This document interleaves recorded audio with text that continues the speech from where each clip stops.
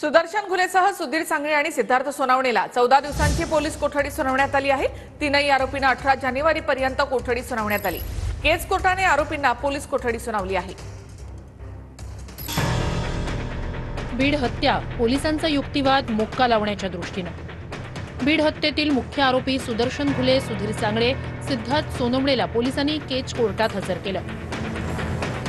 कोर्टात हजर केल्यानंतर पोलिसांचा युक्तिवाद हत्या प्रकरणाला मोक्का लावण्याच्या दृष्टीने होता। संघटित गुन्हे आणि दहशत निर्माण करणारी टोळी कोर्टात एसआयटीचा दावा। आरोपींच्या गुन्हेगारीमुळे जिल्ह्यातील उद्योगांमध्ये वाढ नाही। नवीन कंपन्यांना आरोपी धमकावतात, एसआयटीचा दावा। गुन्हेगारी स्वरूपाचा कट रचल्याच्या प्रकरणी सर्वांना अटक, पोलिसांची माहिती। पोलिसांचा केज कोर्टातील युक्तिवाद मोक्का लावण्याच्या दृष्टीनेच। मोक्का कायदा संघटित गुन्हेगारीला आळा घालण्यासाठीचा कायदा।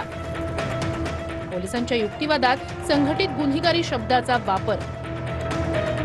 आरोपींना हत्या केल्याचा अजिबात पश्चाताप नाही, पोलिसांची माहिती। संतोष देशमुख यांची हत्या आरोपींनी एन्जॉय केली आहे, पोलिसांचा कोर्टासमोर दावा। गुन्ह्यातील मास्टरमाइंड कोण या संदर्भात शब्द वापरलेला नाही, सरकारी वकील। राजकीय दबावावर आम्ही बोलणार नाही, तो तपासाचा पुढचा भाग, सरकारी वकील। आरोपींना 18 तारखेपर्यंतचा पीसीआर दिलेला आहे आणि त्यांना आरोपींकडून फरार आरोपीबद्दलची काही माहिती घ्यायची। त्यानंतर यामध्ये जे काही पुरावे आढळून आलेले आहेत त्याच्याबद्दल जे बाकीचे आरोपी आहेत तर त्यांना एकमेकांच्या समोर बसवून तर त्यांना एकमेकांना प्रश्न विचारून त्यांचं क्रॉस एक्झामिनेशन करायचे।